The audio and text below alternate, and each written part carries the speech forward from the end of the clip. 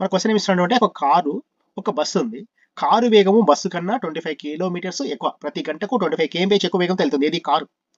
మొత్తం 500 కిలోమీటర్ల దూరానికి బస్కి ఎంత టైం పడుతుంది అంటే కారు కన్నా ఎక్కువ టైం పడుతుంది. 10 అవర్స్ 10 అవర్స్ ఎక్కువ టైం పడుతుంది. అయితే బస్సు కారు యొక్క వేగాలు ఎంత అంటాడు. జాగ్రత్తగా గమనించండి. మనకి ఏమి ఇస్తున్నాడు అంటే టోటల్ డిస్టెన్స్ ఎంత ఉంది అంటే 500 కిలోమీటర్స్ ఇచ్చాడు. డిస్టెన్స్ ఎంత ఉంది? 500 ఉంది.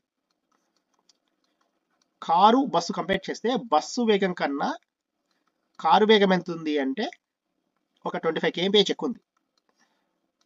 వీటి మధ్య టైం డిఫరెంట్ ఎంత వచ్చింది అంటే 10 అవర్స్ ఉంది. అంటే బస్సుకు కారు కన్నా 10 అవర్స్ ఎక్కువ టైం పడుతుంది. ఎందుకు? దాని యొక్క వేగం తక్కువ ఉన్నందుకు. అయితే బస్సు కారు యొక్క వేగాలు అడిగాడు. ఇలా ఇచ్చినప్పుడు చూడండి మనం ఏం చేయొచ్చు అంటే 500 ఇంటూ 25, ఇది 25 ఎక్కడిది అంటే ఎక్కువ స్పీడ్ ఉండేది, బై టైం డిఫరెంట్ ఎంత ఉంది? 10 అవర్స్ వేస్తున్నాం. 0 క్యాన్సిల్ అంటే ఎంత వస్తుంది మనకు? 1250, 1250. మనకి ఎంత వచ్చింది? 50 ఇంటూ 25 ఎంత? 1250 ఉంది. వీటి ఫ్యాక్టర్స్ మధ్య డిఫరెంట్ ఇది తీసుకుంటాం. 25 ఉండాలి అంటే ఎంత?